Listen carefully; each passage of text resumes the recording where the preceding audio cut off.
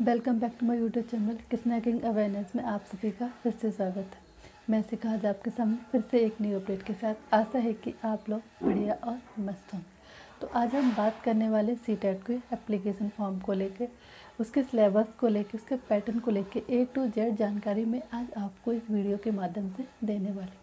तो इस वीडियो को बिना स्किप किए पूरा देखिएगा। इसमें ये वीडियो आपके लिए बहुत ही ज़्यादा हेल्पफुल रहने वाली है।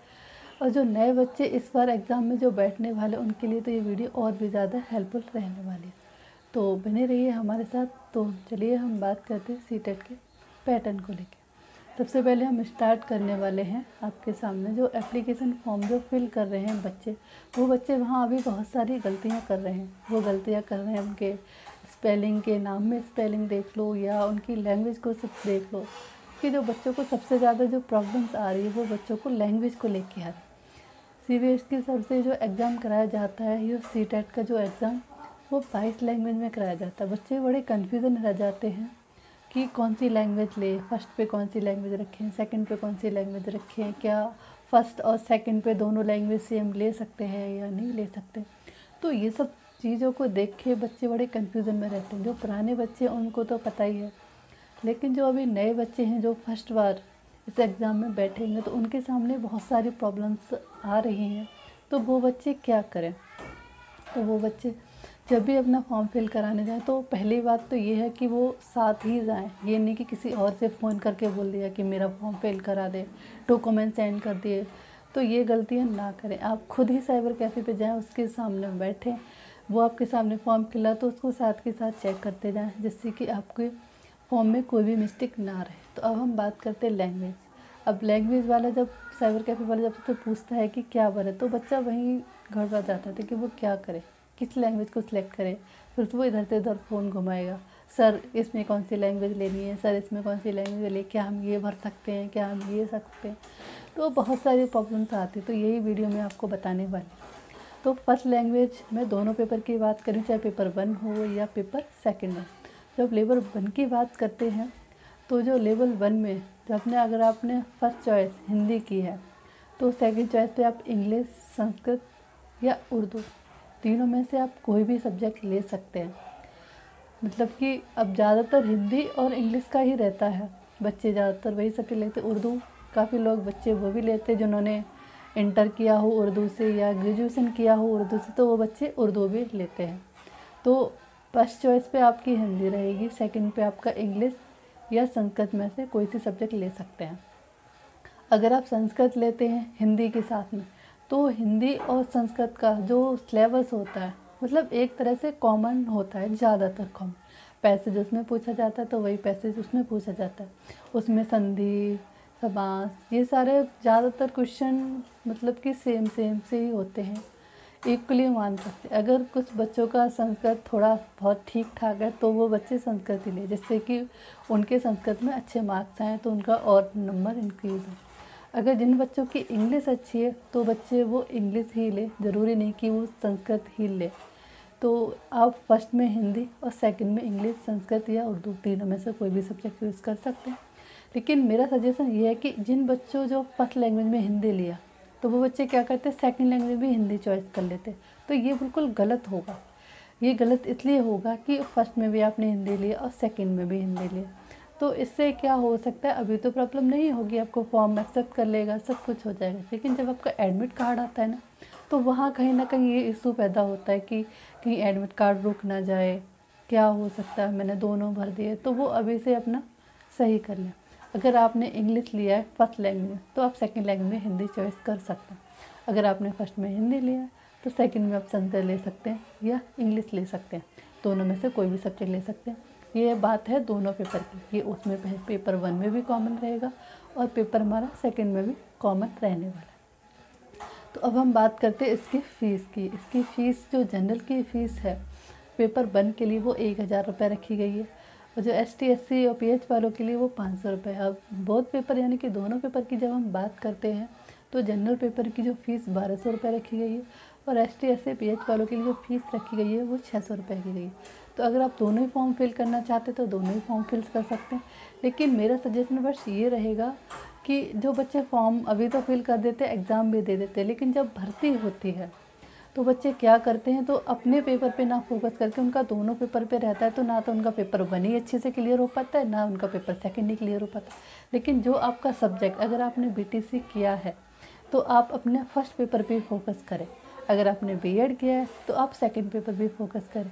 ऐसा ना करें कि आप दोनों ही पेपर, मानते हैं कि दोनों पेपर आप दे सकते हैं, कॉमन तो जो सब्जेक्ट होते हैं, सीडीपी फर्स्ट में भी वही आता है और सीडीपी सेकंड लेवल में भी वही आता है, हिंदी का भी सेम रहता है, लेकिन बात जो साइंस और आर्ट की आती है। लेकिन बीटीसी में हमारे 5 कॉमन सब्जेक्ट होते हैं, उसमें ना कोई साइंस का होता है और ना ही कोई उसमें आर्ट का होता है। लेकिन जब हम साइंस की बात करते हैं तो उसमें आर्ट और साइंस दोनों का अलग अलग हो जाता है, क्योंकि सोशल साइंस रहता है और साइंस और मैथ का रहता है, तो ये दोनों पेपर अलग अलग है। तो आप कोशिश कीजिए, अगर आप बीएड के हैं तो आप प्राइमरी का ही पेपर अटैम्प्ट करिएगा, पेपर दोनों दीजिएगा, लेकिन आपका जो फोकस रहेगा वो सिर्फ और सिर्फ लेवल 1 के पेपर पे, यानी कि प्राइमरी वाले पेपर पे ही रहना चाहिए, जिससे कि आप उसमें अच्छे नंबर इंक्रीज़ कर सको। तो अब हम बात करते हैं सिलेबस पैटर्न की।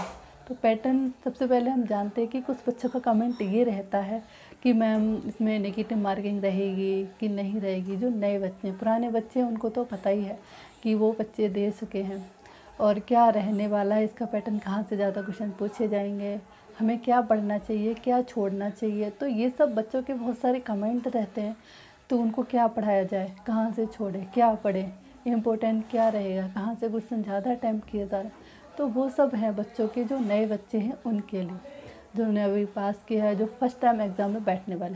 सबसे पहली प्रॉब्लम उनके साथ ये आने वाली है कि जो नए बच्चे हैं वो आज तक, जो भी कुछ बच्चे होते हैं जो जिन्होंने कंप्यूटर देखा तक नहीं और जो बैठे तक नहीं, उन्होंने कंप्यूटर को छुआ तक नहीं है, तो उनको बच्चों को बहुत सारी प्रॉब्लम आनी। तो उस बच्चों से मेरी रिक्वेस्ट है कि वो बच्चे अभी से अपनी कहीं साइबर कैफ़े पर जाके 15 से 20 दिन की क्लास लगा लें, जिससे कि उनको कंप्यूटर अच्छे से चलाना आ जाए और वो सीख जाएं। जब वो एग्ज़ाम में देने जाए तो वहाँ उनको कोई भी समस्या का सामना नहीं करना पड़े। जिससे कि ये होता है कि पहले पेपर ऑफलाइन होता था, अब पेपर सीबीटी बेस होने लगा है। सीबीटी बेस का मतलब है कि कंप्यूटर बेस टाइप्स पेपर। तो पहले ये ऑफलाइन होता था, जब कोई दिक्कत नहीं, पेज पलटो, करो, क्वेश्चन टिक करो, आगे बढ़ो, तो कोई दिक्कत नहीं होती थी। अब क्या होता है कि अब ऑनलाइन होता है तो कंप्यूटर स्क्रीन पर आपको पेपर देखने को मिलता है, क्योंकि जो पैसेज आता है वो बहुत ही लॉन्ग पैसेज आता है। जब आप स्क्रॉल करते हो तो वहाँ कहीं होता है, जो सर्कल होता है कभी ऊपर भाग जाता है, कभी नीचे भाग जाता है। जो चलाना जानता है उसके लिए तो कोई दिक्कत नहीं होती है, लेकिन जो नए बच्चे हैं उनको थोड़ी बहुत प्रॉब्लम आती है वहाँ, क्योंकि स्क्रॉल करने में, आगे पीछे करने में, पैसेज ऊपर नीचे करने में, फिर क्वेश्चन पर अटैम्प्ट करने में, फिर पलट के जाने में, तो बैक होके जाने में, ये सारी बहुत दिक्कतें आती। तो उन बच्चों के लिए यही है कि वो ज़्यादा से ज़्यादा अपनी प्रैक्टिस कर लें, जिससे कि उनको बेस सही से बन गया और वो एग्ज़ाम में जाके कोई भी प्रॉब्लम ना देख पाए। तो अब हम बात करते हैं पैटर्न की। तो पैटर्न क्या रहने वाला है हमारे सिलेबस का पैटर्न, जो सरकारी-result.com पे सरकार ने साइट ने अपना अपलोड कर दिया है, तो आप सिलेबस वहाँ से देख। अगर आपको वहाँ से नहीं मिलता है तो मैं आपको सिलेबस का पूरा ही डिस्क्रिप्शन में लिंक में आपको पूरा लिंक दे दूँगी, तो आप वहाँ से सिलेबस भी देख सकते हैं। तो अब हम बात करते हैं कि सिलेबस का, तो इसमें कितने सब्जेक्ट हैं और कितने घंटे का पेपर होगा, कितने मार्क्स का पेपर होगा, नेगेटिव मार्किंग है या नहीं है, क्या स्ट्रक्चर रहने वाला है पेपर का। तो सबसे पहले हम बात करते हैं पेपर 1 और पेपर 2 की। पेपर 1 और पेपर 2 दोनों में ही 150 नंबर के क्वेश्चन आपसे पूछे जाएंगे और 150 नंबर के ही आपका क्वेश्चन होगा। ये पेपर आपका 2.5 घंटे का रहेगा और इसमें जो क्वेश्चन पूछे जाएंगे वो हर सब्जेक्ट के 30-30 नंबर के क्वेश्चन पूछे जाएंगे। अब पेपर अब सेकंड की बात करते हैं, तो उसमें जो साइंस और सोशल साइंस का जो पोर्शन रहता है उसमें आपके 60 नंबर का क्वेश्चन पूछा जाता है, यानी कि 30 नंबर का आपसे हिंदी पूछा जाएगा, 30 का आपसे सीडीपी का पूछा जाएगा। अब बाकी का जो बचा हुआ पोर्शन जो है वो आपका साइंस का, मैथ का है तो वहाँ से 60 का, अगर सोशल साइंस का है तो वहाँ से आपका 60 नंबर का पूछा जाएगा। तो अब इसका जो स्ट्रक्चर रहने वाला है वो होता है, उसका एक तो कॉन्सेप्टली होता है और एक होता है पैडागॉजी। अगर 30 नंबर का हमने माना, जैसे कि सब्जेक्ट है हमारा हिंदी, तो 30 नंबर की हमारी आएगी।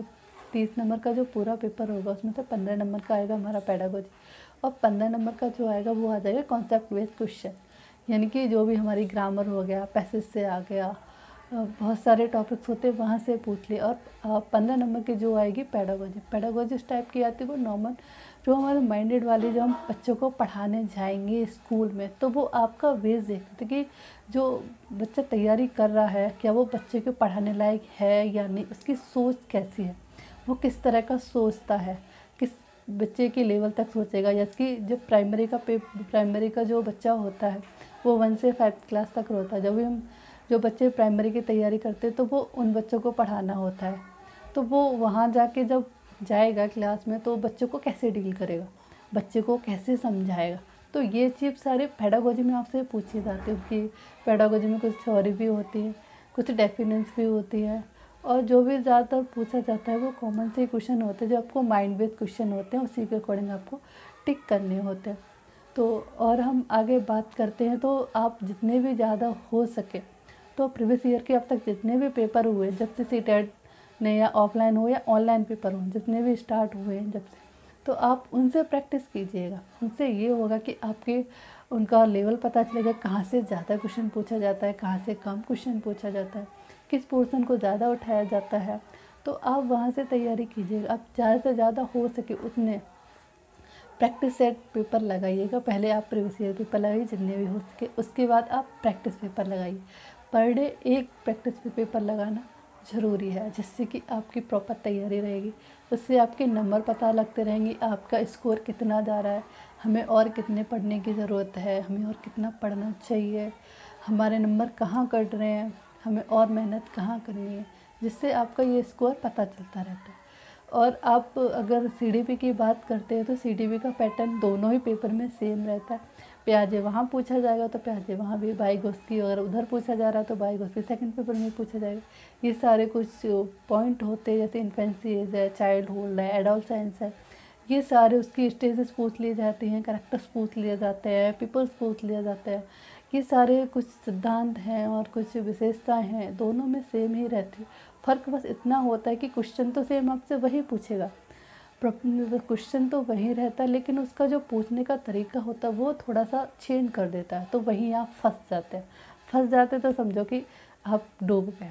फिर आप क्या करते हैं, फिर अक्कड़ वक्कड़ बम्बे वो करते हैं, बस वही चलता है, जय माता की जय, बस वही टिक करके आ जाते। तो ऐसा आपको बिल्कुल नहीं करना है। आपको पेडागोजी जब भी उसकी थ्योरी पढ़ो तो बड़े अच्छे से थ्योरी पढ़ो, जिसकी हर लाइन को समझ के, जैसे कि जब भी कोई भी क्वेश्चन आपका अगर वहाँ से बन रहा है तो आपसे कोई भी क्वेश्चन छूट ना पाए।